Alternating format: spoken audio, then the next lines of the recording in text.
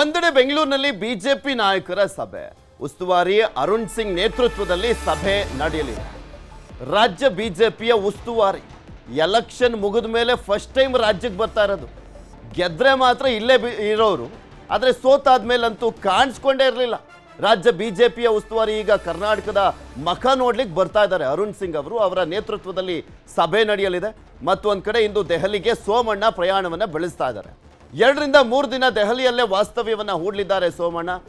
ಸಾಧ್ಯವಾದಷ್ಟು ಮೋದಿ ಅವರನ್ನ ಭೇಟಿಯಾಗುವಂಥ ನಿಟ್ಟಿನಲ್ಲಿ, ಅಮಿತ್ ಶಾ ಅವರನ್ನ ಭೇಟಿಯಾಗುವಂಥ ನಿಟ್ಟಿನಲ್ಲಿ ಪ್ರಯತ್ನ ಪಡಲಿದ್ದಾರೆ. ಹಾಗೆ ನಡ್ಡಾ ಅವರ ಭೇಟಿಗೆ ಸಮಯಾವಕಾಶವನ್ನು ಕೇಳಿದ್ದಾರೆ ಸೋಮಣ್ಣ ಅವರು. ಇವರನ್ನಾದರೂ ಭೇಟಿ ಮಾಡ್ತಾರಾ ಬಿಜೆಪಿ ಹೈಕಮಾಂಡ್ ನಾಯಕರು? ಕಾದು ನೋಡಬೇಕು. Because Basanagouda Patil Yatnal, D V ಸದಾನಗೌಡರು ಸಾಕಷ್ಟು ಜನ ಹೋಗಿದ್ರು ದೆಹಲಿಗೆ, ಅವರನ್ನೆಲ್ಲ ಭೇಟಿ ಮಾಡಲಿಕ್ಕೆ. ಯಾರಿಗೂ ಅವಕಾಶ ಕೊಟ್ಟಿರಲಿಲ್ಲ. ಇಲ್ಲಪ್ಪ ಟೈಮ್ ಇಲ್ಲ ಹೋಗ್ರಿ ಅಂತ ಕಳಿಸಿದ್ರು.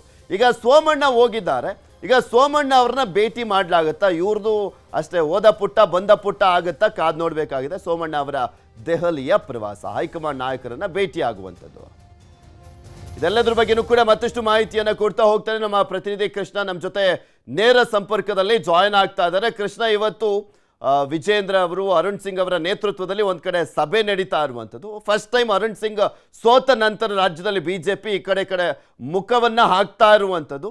ಎಷ್ಟೊತ್ತಿಗೆ ಬರ್ತಾರೆ, ಯಾವ ರೀತಿಯಾಗಿ ಅಲ್ಲಿ ಸಭೆ ನಡೆಯುತ್ತೆ? ಮತ್ತು ಒಂದು ಕಡೆ ಸೋಮಣ್ಣ ದೆಹಲಿ ಪ್ರವಾಸ, ಹೈಕಮಾಂಡ್ ನಾಯಕರನ್ನ ಭೇಟಿ ಆಗ್ಲಿಕ್ಕೆ ಹೋಗ್ತಾ ಇದ್ದಾರೆ. ಈ ಹಿಂದೆ ಈಗ ಆಲ್ರೆಡಿ ಕೆಲವರು ಹೋಗಿದ್ರು, ಅವರಿಗೆ ಅವಕಾಶ ಸಿಕ್ಕಿರಲಿಲ್ಲ. ಸೋಮಣ್ಣ ಅವರಿಗೆ ಈಗ ಆಲ್ರೆಡಿ ಸಮಯಾವಕಾಶವನ್ನ ಕೊಡ್ಲಾಗಿದೆಯಾ, ಅಥವಾ ಅಲ್ಲಿ ಹೋಗ್ಬಿಟ್ಟು ಏನಾದರೂ ಟೈಮ್ ತಗೊಳ್ಬೇಕಾ ಅಂತ?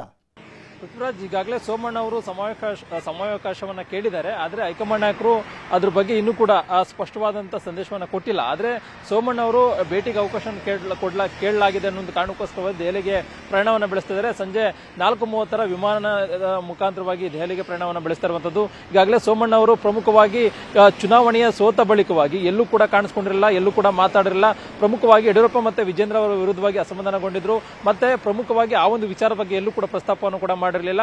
ಮತ್ತೆ ಕಳೆದ ವಿಧಾನಸಭಾ ಚುನಾವಣೆಯಲ್ಲಿ ಅವರಿಬ್ಬರೇ ತಮ್ಮ ಸೋಲಿಗೆ ಕಾರಣ ಅನ್ನುವ ಅಸಮಾಧಾನ ಕೂಡ ಇತ್ತು. ಇದೀಗ ಹೈಕಮಾಂಡ್ ನಾಯಕರನ್ನ ಭೇಟಿಯನ್ನು ಮಾಡೋದ್ರ ಮುಖಾಂತರವಾಗಿ, ಅಂದ್ರೆ ಕೇಂದ್ರ ಗೃಹ ಸಚಿವರಾಗಿರ್ತಕ್ಕಂಥ ಅಮಿತ್ ಶಾ ಆಗಿರಬಹುದು, ಮತ್ತೆ ಬಿಜೆಪಿ ರಾಷ್ಟ್ರೀಯ ಅಧ್ಯಕ್ಷ ಜೆ ಪಿ ನಡ್ಡಾ ಅವರನ್ನ ಇಬ್ಬರನ್ನು ಕೂಡ ಭೇಟಿಯನ್ನು ಮಾಡೋದ್ರ ಮುಖಾಂತರವಾಗಿ ತಮ್ಮ ಸೋಲಿಗೆ ಕಾರಣ ಏನು, ಮತ್ತೆ ತಮ್ಮ ಮುಂದಿನ ರಾಜಕೀಯ ನಡೆ ಬಗ್ಗೆ ಏನು ಇರಬೇಕು ಅನ್ನೋದ್ರ ಬಗ್ಗೆ ಅವ್ರ ಜೊತೆ ಕೂಡ ಚರ್ಚೆ ಕೂಡ ಮಾಡಲಿದ್ದಾರೆ. ಅದ್ರ ಜೊತೆಗೆ ಅವಕಾಶ ಸಿಕ್ಕಿದ್ರೆ ಪ್ರಧಾನಿ ನರೇಂದ್ರ ಮೋದಿ ಅವರನ್ನು ಕೂಡ ಭೇಟಿ ಮಾಡೋದಕ್ಕೂ ಕೂಡ ಈಗಾಗಲೇ ಮುಂದಾಗಿರುವಂತದ್ದು. ಕಳೆದ ವಿಧಾನಸಭಾ ಚುನಾವಣೆಯಲ್ಲಿ ಅಂದ್ರೆ ಚಾಮರಾಜನಗರದಲ್ಲಿ ಮತ್ತೆ ವರ್ಣಾ ವಿಧಾನಸಭಾ ಕ್ಷೇತ್ರದಲ್ಲಿ ವರ್ಣಾ ವಿಧಾನಸಭಾ ಕ್ಷೇತ್ರದಲ್ಲಿ ಸ್ಪರ್ಧೆ ಮಾಡುವಂತೆ ನಿಟ್ಟಿನಲ್ಲಿ ಪ್ರಧಾನಿ ನರೇಂದ್ರ ಮೋದಿ ಅವರು ಖುದ್ದು ಸೋಮಣ್ಣ ಅವರಿಗೆ ಸೂಚನೆಯನ್ನ ಕೊಟ್ಟಿದ್ರು.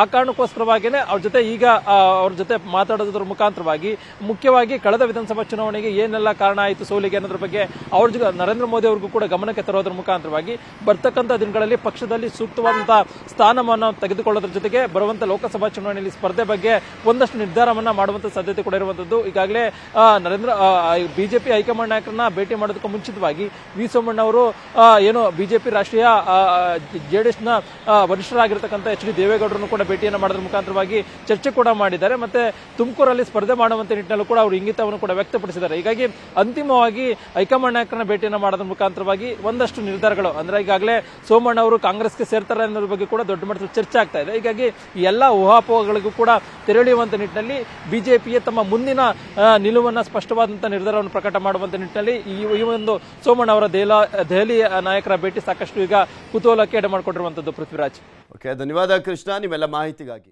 ಕನ್ನಡಿಗರ ಮೆಚ್ಚಿನ ನಿಮ್ಮ ನ್ಯೂಸ್ 18 ಕನ್ನಡ ಈಗ ವಾಟ್ಸ್ಆಪ್ನಲ್ಲಿಯೂ ಲಭ್ಯ.